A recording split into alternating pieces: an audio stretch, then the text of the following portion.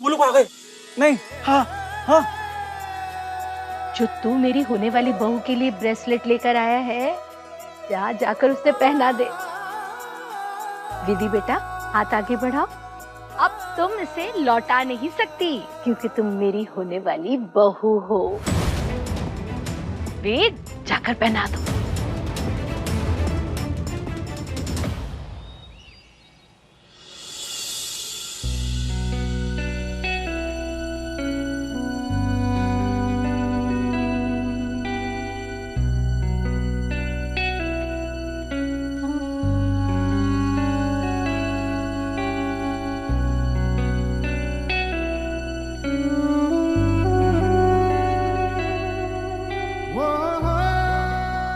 वेद, पहनाओ ना।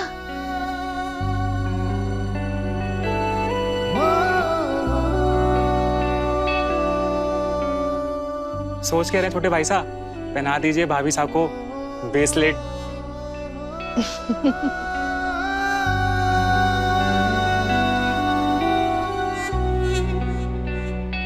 वेद,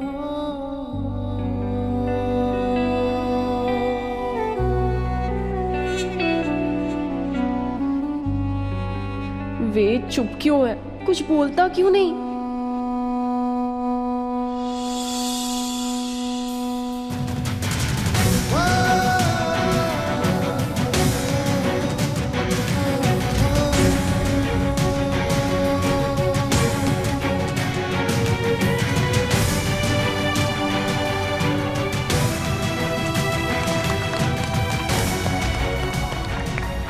ये क्या हो गया?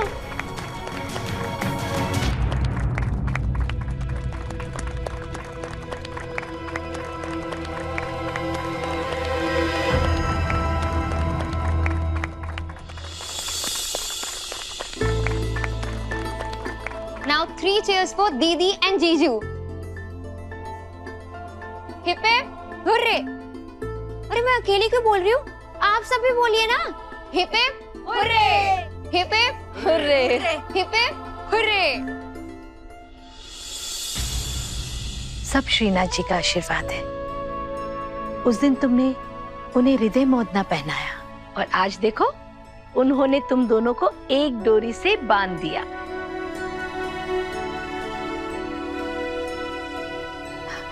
ये शगुन है बेटा, ये लो।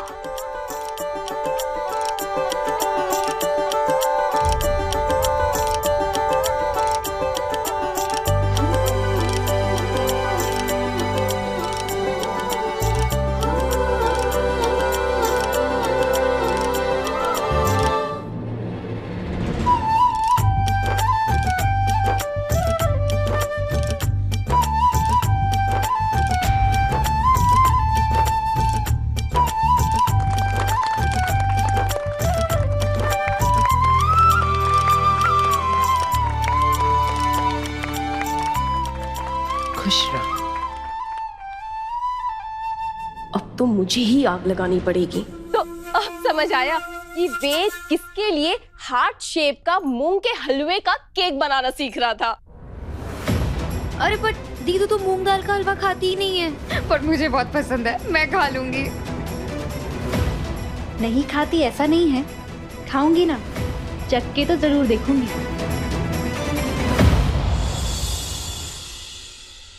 फिर देर किस बात की? मेरे बेटे ने खास किसी के लिए हलवा केक बनाया है। जा जल्दी लेकर आ। अरे ये दोनों साथ में ही काटेंगे, है ना वेद?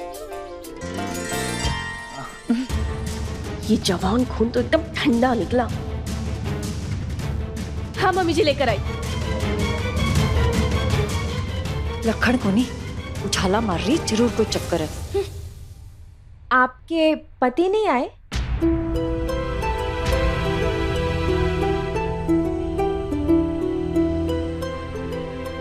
भारती बेटा, वो संस्कारिक दुनिया छोड़ करके साधु बन गए।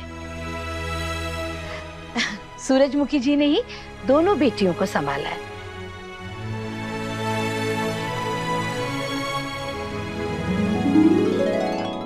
अरे दिव्या, केक का क्या हुआ? जल्दी लेकर आ। अब चलो दोनों मिलके केक काटो। बड़ा शर्माता है सच में।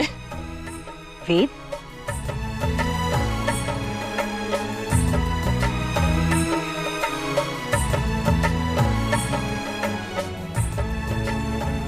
अब तो खून खौलेगा।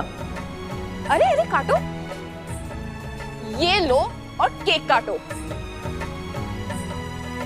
विधि, चलो बेटा।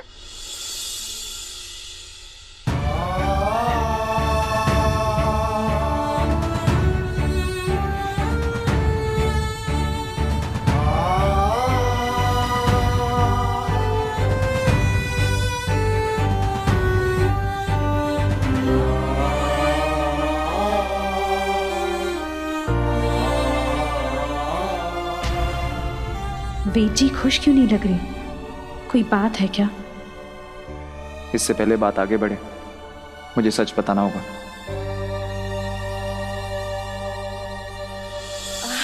वे इतना सोच क्या रहे हो? काटो काटो, केक काटो।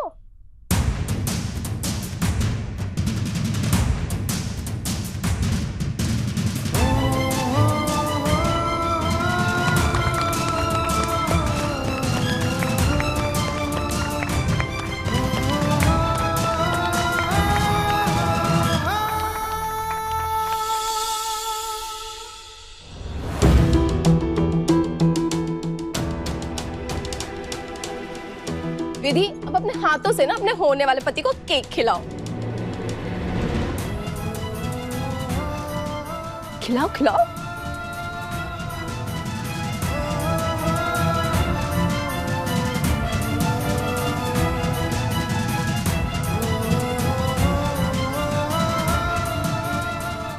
असर क्यों नहीं हो रहा?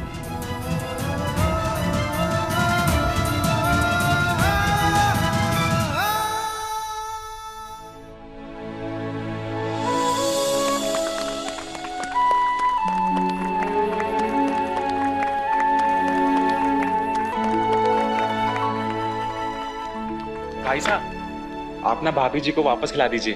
वो क्या है ना कि झूठा खिलाने से ना प्यार बढ़ता है।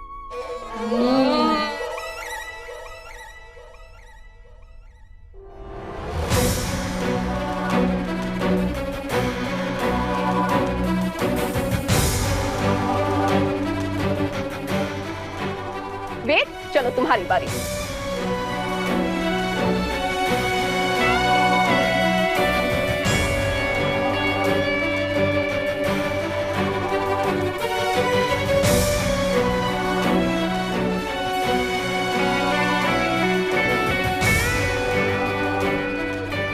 माँ, हिचकिचाव क्यों रहा है? माँ वो अरे बाबा, सच में बड़ा ही शर्मीला है। ये लो और खिलाओ।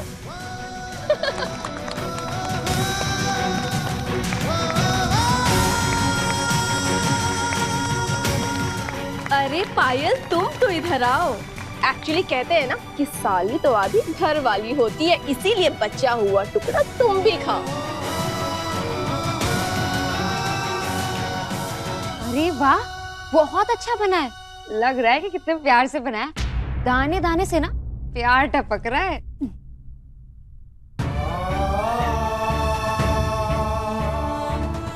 अच्छा, अब ना हम एक सेल्फी लेते हैं। हम तीनों की पहले, बाकी सबके साथ बाद में।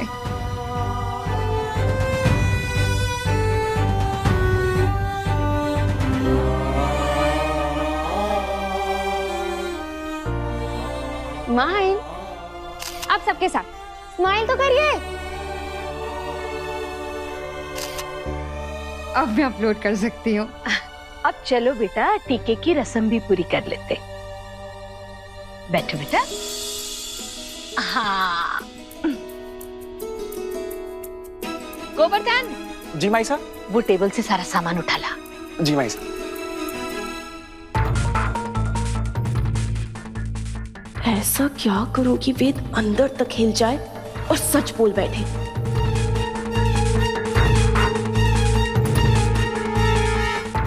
सच में पायल, बहुत ही खूबसूरत हो तुम।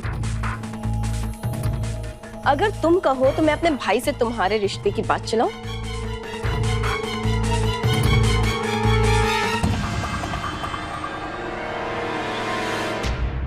इससे बड़े सौभाग्य की बात मारे ले कोनी।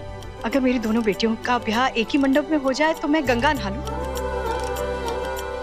हाँ हाँ बिल्कुल, क्यों नहीं। कब तक दिल की बात दिल में छुपाए रहोगे वे? तमाशा तो मैं करवा के रहूंगी। भाई साहब। हाँ,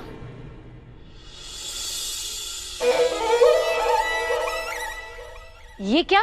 भाई साहब आपने तो बोला था कि सब सामान लिया, तो मैं सब सामान ले आया।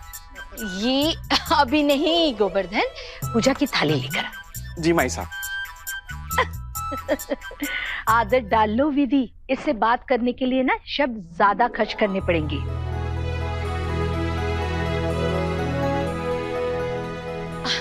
ला।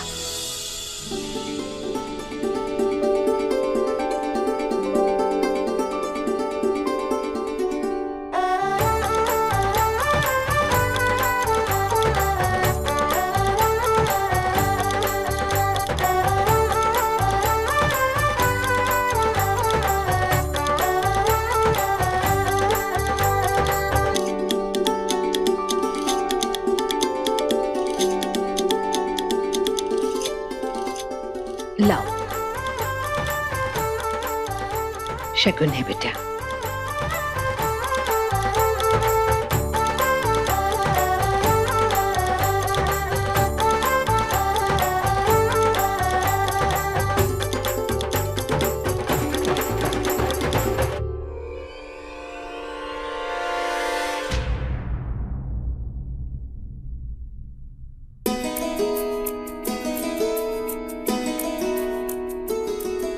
चलो अब सब मुंह मीठा कर लेते हैं। आइए ना। हाँ जी। चलो बेटा, आप लोग भी आ जाओ बेटा। वेद जी, हम 2 मिनट बात कर सकते हैं?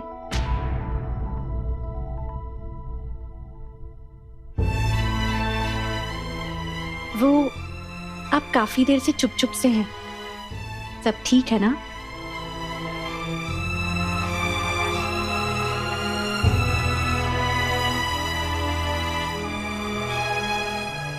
वेद, आ जाओ बेटा। अरे बात करने के लिए तो सारी उम्र पड़ी है। कुछ नाश्ता कर लो।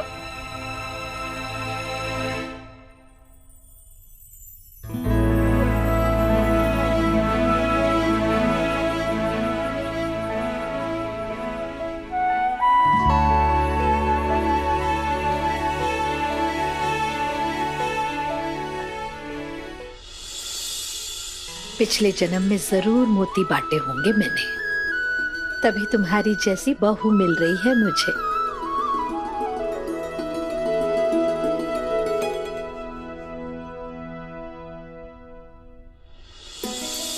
रस्म अच्छे से निपट गई।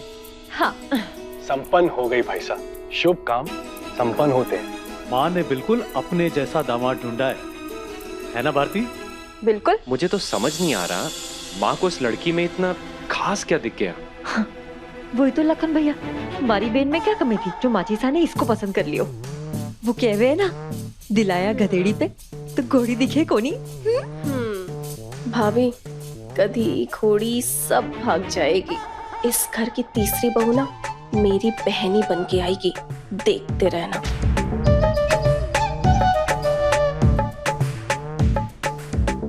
ये अभी भी अपनी बहन का नंबर लगाए खड़ी है, जरूर कुछ कांड करने वाली है। बांदरी की जाय उछले बिना रेवे कोनी, मूर्ख। वेद, जाओ बेटा, तुम घर छुड़ाओ इन्हें। अरे रहने दीजिए आंटी, हम चले जाएंगे। वेद जी वैसे भी थके हुए लग रहे हैं। वो तो लगेगा ही ना, रात भर सोया जो नहीं है तुम्हारे इंतजार में।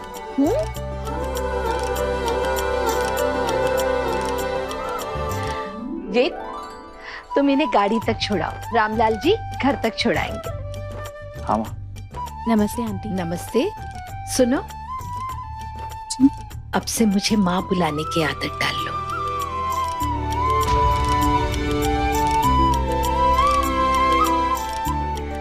जाओ बेटा, छोड़ाओ।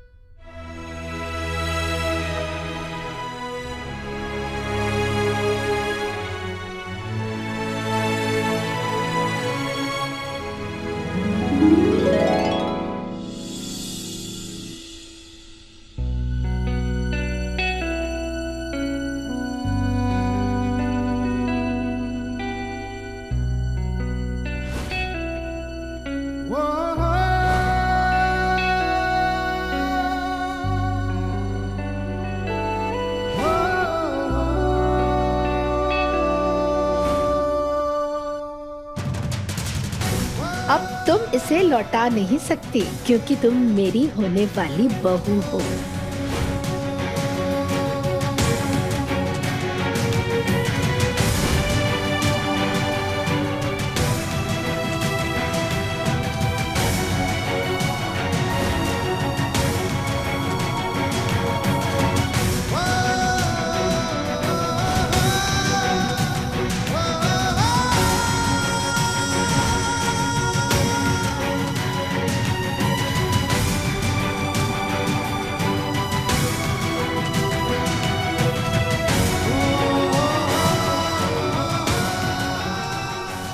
कैसे बताऊं माँ को कि मैं विधि से नहीं पायल से शादी करना चाह रहा था।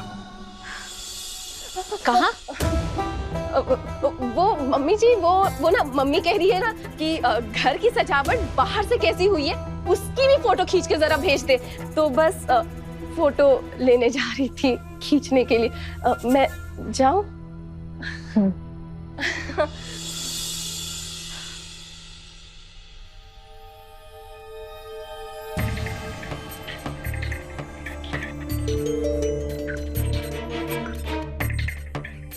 पायल की फोटो वेद के वॉलेट में। एक्चुअली ये होगा मेरा हथियार।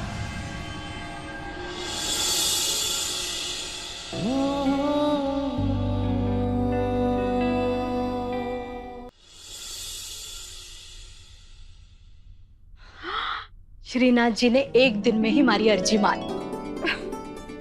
ऐसो घर बार, इतने अच्छे जन, चोखा बींद, और सबसे बड़ी बात, जमाई राजा को हमारी बिटिया से कितना प्यार है। बस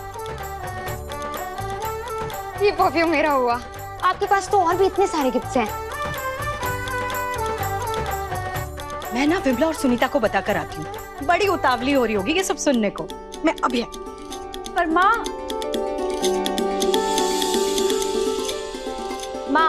पता की बात तो ये है कि उस लड़की में आपको ऐसे कौन से सुरखाब के पर दिखे जो आपने वेद के लिए उसे चुन लिया? मुझे हर तरीके से वो इस घर की बहू होने के काबिल दिखी। आपको उसकी कमी नहीं दिखी? तुम किस कमी की बात कर रही हो भारती? आप जानती हैं माँ कि मैं किस कमी की बात कर रही हूँ। कमी सब में होती है बेटा, पर फर्क सिर्फ इतना है कि उसकी एक छोटी सी कमी उसकी हर एक कदम के साथ सबको दिखाई देती है, और दूसरे अपनी सारी कमियां छुपा जाते हैं। मैंने जो लड़की चुनी है ना, वो हर तरीके से वेद के लिए सही है। सारे नाथ द्वारा में प्रतिभा जी जैसे कोई गुणीजन होवे है? थारे को मारी बिटिया में कोई गुण ना दिखे, प्रतिभा जी को दिखे है, क्योंकि असली हीरे की पहचान हीरे को ही होवे है। देखना, राज रानी बन के रहेगी मारी छोरी। मुझे ऐसा क्यों लग रहा था जैसे वेद जी इस रिश्ते से खुश नहीं। प्रतिभा आंटी तो कह रही थी कि उन्होंने ही मुझे पसंद किया। सब कुछ आप पर छोड़ रही हूँ कान्हा जी। अगर कुछ गलत हो रहा है तो कोई संकेत दे दो। अरे ये क्या? ये चाबी का छल्ला प्रतिभा जी का लग रहा है शायद। ये चढ़ावे में अटक के तो नहीं आ गया? अब क्या करें? मान लेते हैं कि वो बहुत अच्छी लड़की है, सर्वगुण संपन्न लड़की है, पर उसे सिर्फ वेद के साथ घर में नहीं रहना है माँ। लोग उसे देखेंगे, वो लंगड़ा के चलेगी, लड़खड़ा के चलेगी। जब वो स्टेज पे चढ़ेगी, दुनिया वाले देखेंगे, सब हंसेंगे माँ। ये दुनिया तब कहाँ थी भारती, जब तुम्हारे पिताजी नहीं रहे और पूरे घर की जिम्मेदारी मुझ पर आ गई थी। ये दुनिया तब कहाँ थी, जब तुम्हारे ससुर को बिजनेस में घाटा हुआ था और घर गिरवी रखना पड़ा था। पर माँ, वो लोग हमसे रुतबे में भी इतने छोटे हैं। और अगर दिव्या की बहन से शादी हुई होती तो 100 एकड़ वेद के नाम होता। 100 तोला सोना तो मारी बहन भी लिया थी। बाकी तो थे सियाने हो माँ जी। मुझे अपने बेटों को बेचकर पैसा कमाने की जरूरत नहीं है, और रुतबा केवल पैसों से नहीं होता, समृद्धि सोच और समझदारी से आती है। और उस नजर से देखो ना, तो विधि से ज्यादा अमीर पूरे नाथद्वारा में कोई नहीं। अरे माँ, ये तो जरूरी चाबियां लग रही हैं। हाँ। आंटी परेशान हो रही होंगी। मैं लौटा कर आती हूँ अभी। हाँ ठीक है। और इसी बहाने वेद जी से भी पूछ लूंगी कि वो इतने परेशान क्यों थे।